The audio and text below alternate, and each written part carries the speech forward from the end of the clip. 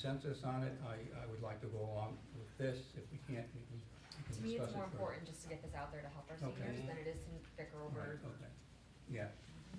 how we think the best way to do it is. Yeah, So- I think that's a general work in progress, I hope. Yep. So our motion on the floor is to approve the ordinance as proposed with adjustments to section G as previously noted, and adjustment to section A3, where with the reference to 5 years changed to 2 years. It's fine with me. Any further discussion from the board? All those in favor signify by saying aye. Aye. Opposed? That's unanimous, Kelly. Thank you very much. Our next item is to consider and act upon a Board of Selectmen vacancy. As you know, on December 3rd, we received a resignation letter from Liz Kruger. In accordance with General Statutes, Section 9-222, the Board of Selectmen has 30 days to fill the office of the vacancy, following which the town clerk shall notify the elected officers of the same term of the same political party as the resigner. And then those individuals have 60 days after the occurrence to appoint someone, and after the appointment, there's the opportunity for a petition of the special election. I will open this item to public comment at this time. Yeah. I'm sorry. Paula? Would you please state your name and address? Paula Myers, 57 Country Club, Bolton. I'm pretty sure you guys all know where I stand on this issue. I've been pretty vocal about it.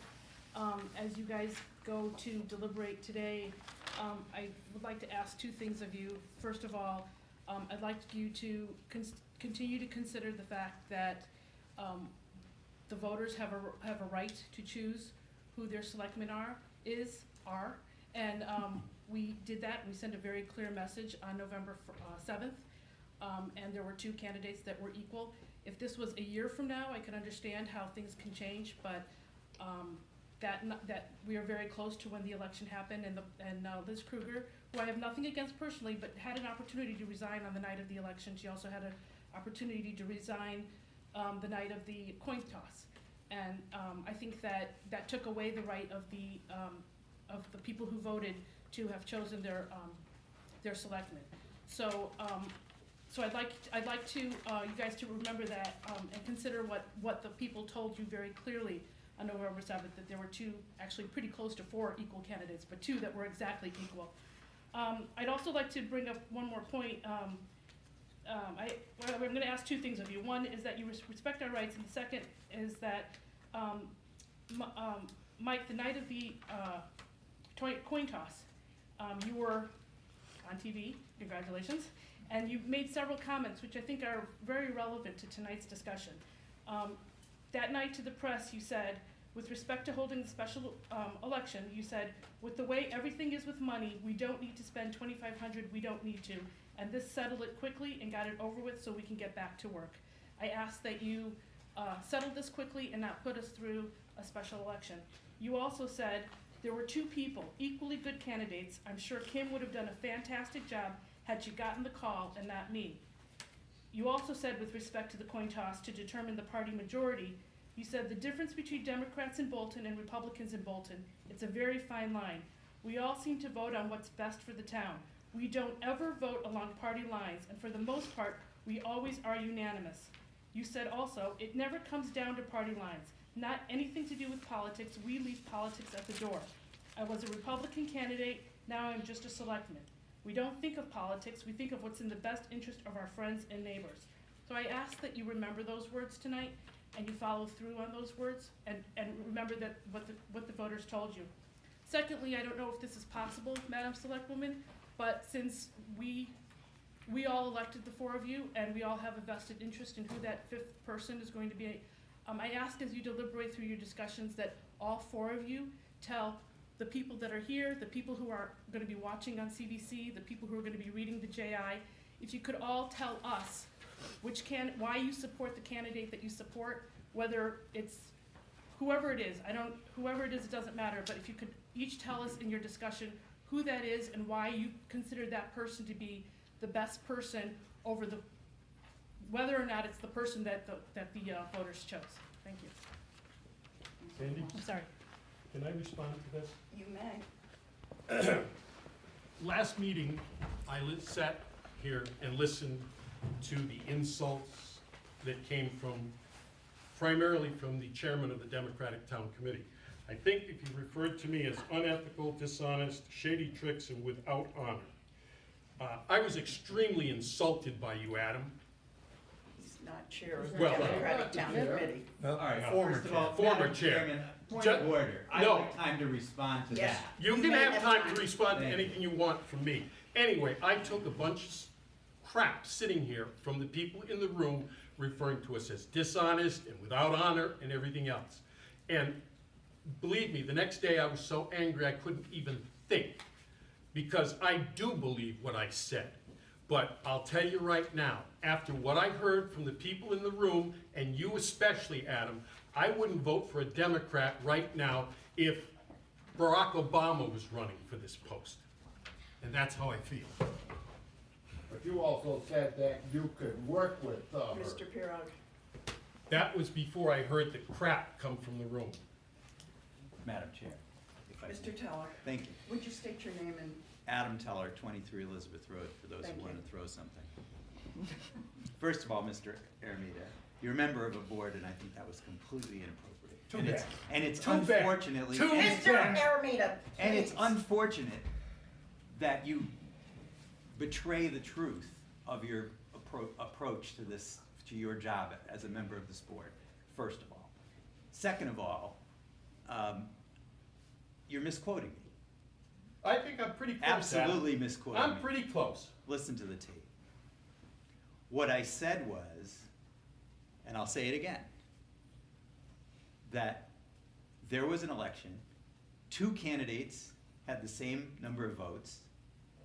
The Republican who resigned had the opportunity to seat both candidates simply by resigning before the election was certified. Chose not to do that. That's fine. But now, as a member of this board, the four of you have to decide what to do about that. And my suggestion was that you had an obvious choice, which is that you could seat a person who had exactly the same number of votes as another person who's now sitting on the board, which to most people makes a certain amount of common sense and is a certain amount of fairness, and has the additional benefit of the person you're seating, and if you do that, is the person you said would be a fine addition to the board and could equally do the job as you. Yes, I did. Okay. After. Now, excuse me, No. allow me to excuse finish. Madam Chair, Yes, Mr. Aramita, Mr. Teller has the floor. the next I don't want opportunity to have to speak to you again. is that the four of you could come to a consensus about a candidate that you can all support, which is what I asked you to do if you couldn't see fit to seat the other tied candidate.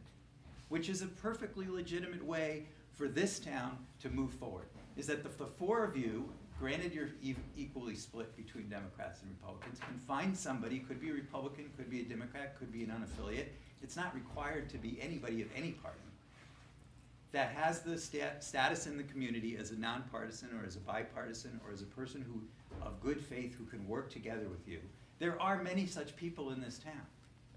I could reel off 5 of them that probably every person in this audience would be happy with. Any one of you could reel off 5 of such people. It doesn't have to be a Democrat. It just has to be somebody that you all feel you can work with in good faith, and that the town can accept as not the product of some kind of behind-the-scene maneuver. The third choice you have is to ask and to hold a special election, which you have the ability to do. And the 2 or other members of the Republican Party who might otherwise make the choice could simply choose not to do so and allow you to go forward with that vote, which would at the very least have the opportunity of returning that choice back to the voters where it belongs. And if you're not satisfied with the outcome of the election, if you're not satisfied with your choices, it's an easy answer.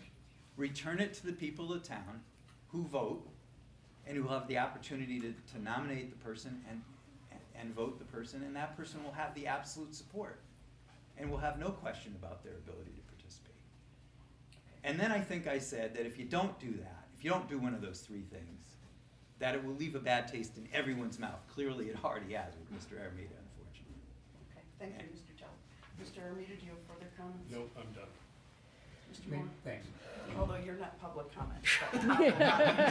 All right, but what's that? State your name and State address. it's Bob Moore, Board of Selectmen. Mr. Teller, thank you.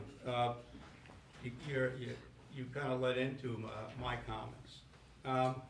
Just to reiterate, obviously, in the past election,